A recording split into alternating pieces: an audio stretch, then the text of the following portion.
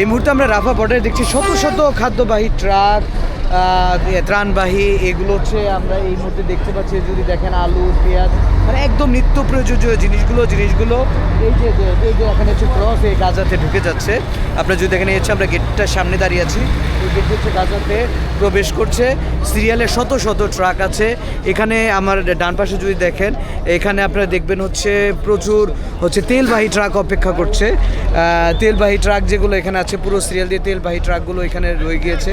তো এই জায়গাগুলো থেকে আমরা যদি দেখি সেটা হচ্ছে আনুষ্ঠানিকভাবে যুদ্ধবিরতি হওয়ার পরে রাফা যে পোর্ট, এই যে রাফা যে স্থলবন্দর, এটি পুরো দমে চালু হয়ে গিয়েছে এবং এখন আমরা দেখতে পাচ্ছি খুবই ব্যস্ত একটি পোর্ট।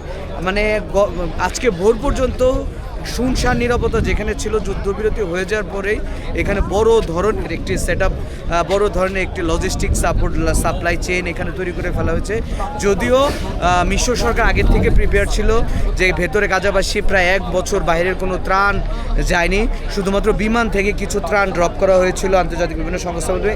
এটুকুই গাজার ভেতরে মানবেতর জীবনযাপন করছে মানুষ, তাদের জন্য যে ত্রাণগুলো এখন দেখছেন যাচ্ছে এগুলো হচ্ছে লাইফ লাইন। রাফা বর্ডার থেকে উজ্জ্বল হোসেন খান।